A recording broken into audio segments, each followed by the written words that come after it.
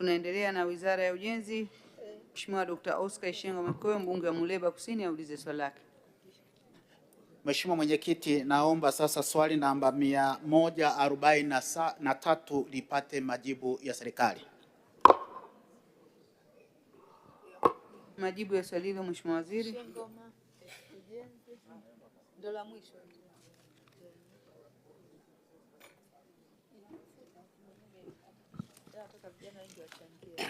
Mheshimiwa Mwenyekiti, napenda kujibu swali la Mheshimiwa Dr. Oscar Ishengo Mikoyo, mbunge wa Muleba kama ifuatavyo. Mheshimiwa Mwenyekiti, barabara ya Kasindaga hadi Runazi yenye urefu wa kilomita 37.6 ni barabara ya mkoa, inahudumiwa na wakala wa barabara Tanzania yani TANROADS mkoa wa Kagera. Kwa sasa serikali inatafuta fedha kwa ajili ya upembuzi yakinifu na usanifu wa kina ili iweze kujengwa kwa kiwango cha lami. Baada ya usanifu kukamilika na gharama za ujenzi kujulikana, serikali itatafuta fedha kwa ajili ya kuanza ujenzi. Asante Mheshimiwa Mwenyekiti. Mheshimiwa Dr. Oscar Ishengo Mikoyo, swali la nyongeza.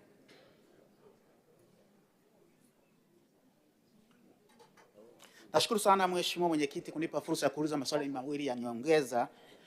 Kwa kuwa hii barabara ambayo inahudumiwa na TANROADS kutokana na mvua zinazoendelea imeharibika sana kiasi kwamba haiwezi kuhudumia wananchi wa maeneo hayo, serikali ina mkakati gani wa kuikarabati kwa kipindi kile endelee kutoa huduma kwa wananchi? Swali la pili, Mheshimiwa Mwenyekiti, barabara hii inahudumia tarafa ya Kimwani ambayo ina wakazi wengi wa wilaya ya Muleba na ndo inabeba uchumi wa wilaya ya Muleba. Je, serikali haioni uharaka wa kutafuta hizo pesa tukafanyia upembuzi wa kina ili kajengwe kwa kiwango cha lami? Majibu Mheshimiwa Waziri. Asante Mheshimiwa Mwenyekiti. Mheshimiwa Mwenyekiti, naomba nikubaliane na Mheshimiwa mbunge kwamba barabara nyingi Mheshimiwa Mwenyekiti ambazo ni kwa kiwango cha changarawe katika kipindi hiki cha mvua zimeharibika, ikiwepo na hii barabara ambayo nimesema Mheshimiwa Mwenyekiti.